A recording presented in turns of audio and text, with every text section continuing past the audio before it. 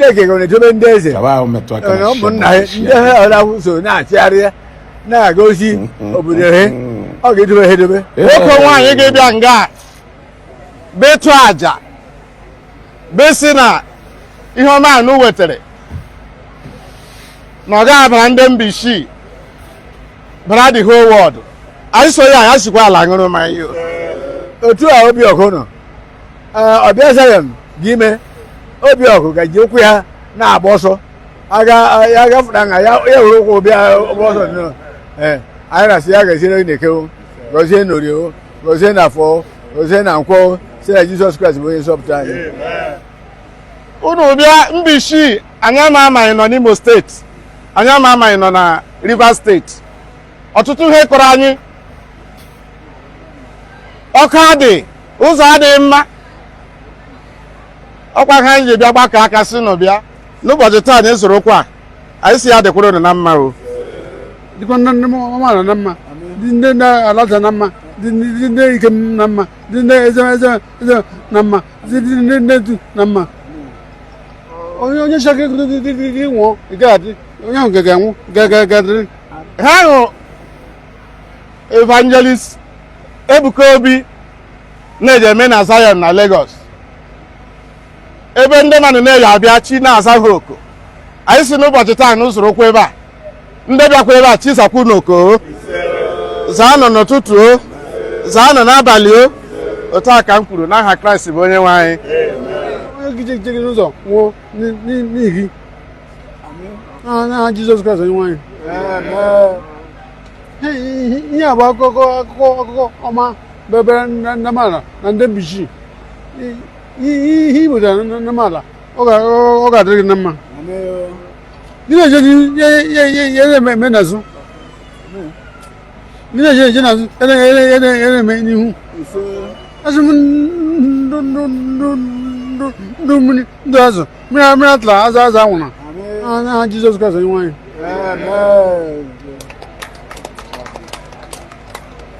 I'm very happy today and very grateful.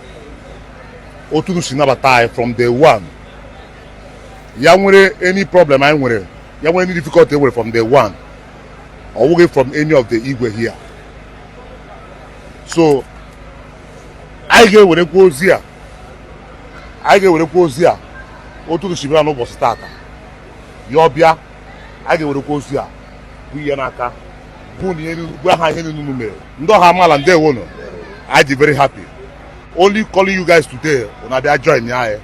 Na say Kultur na agasigu ike na esiku ike onye ọla n'otu ahụ ogologo ndụ na risike n'aha Jesus Christ bụ enwe.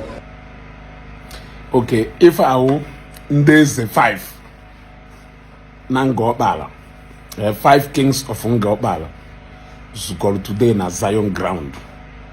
We be bless ya that ground wolu mmanya we bless ya that ground ịghọtana we kene Evangelist Ebuka Obi for the development and the mmepe obodo ha na Ngọkpala.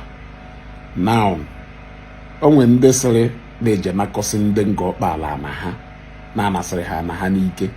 Then I ask ọwụrụ na analụ ha ya n'ike kedu ife ndị eze ha ise ji wee zuo ezu ogogo na that ground wee bịa gozie ya na for them to come and bless that land. What it showed is acceptance.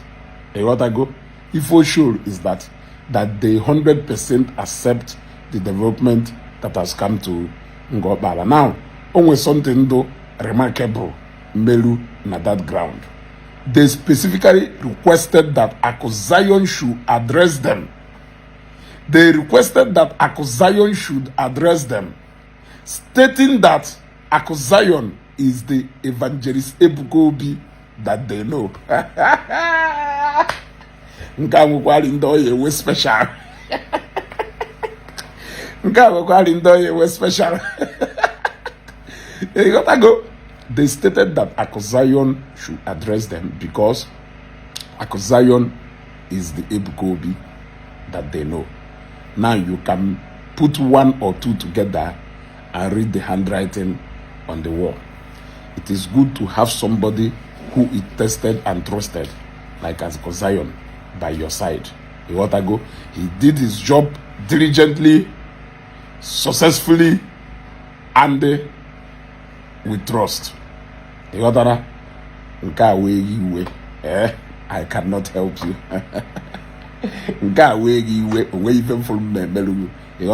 So according to how the kings requested, Zion addressed them. He addressed them on that ground. So what it showed to me is acceptance. Around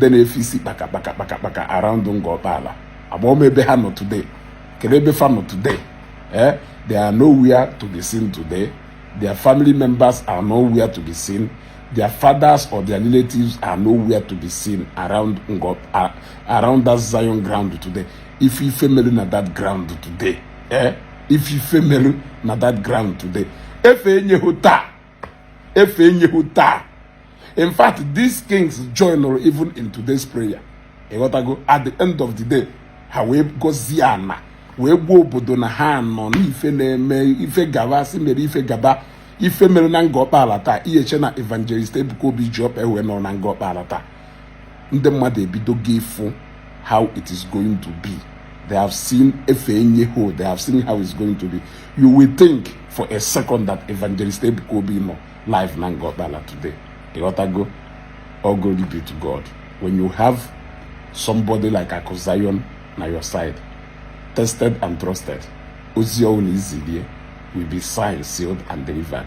Then I was going back. Ekwukwa committee enu ekwukwa committee a na-eme unu na-agba mgba n'efu. Zion is the Ebube Ndi Zion. You got to go. Ebube Ndi Zion. You people will still know the story, so that you people will know how everything that happened in Ngopala came into fulfillment. You will still know the story. That story will still be a puzzle to you, but that story will come your way after the 3 days program in Ngopala. If some people put in, you will appreciate some people. You will know the stuff some people are made of. I'm one okay.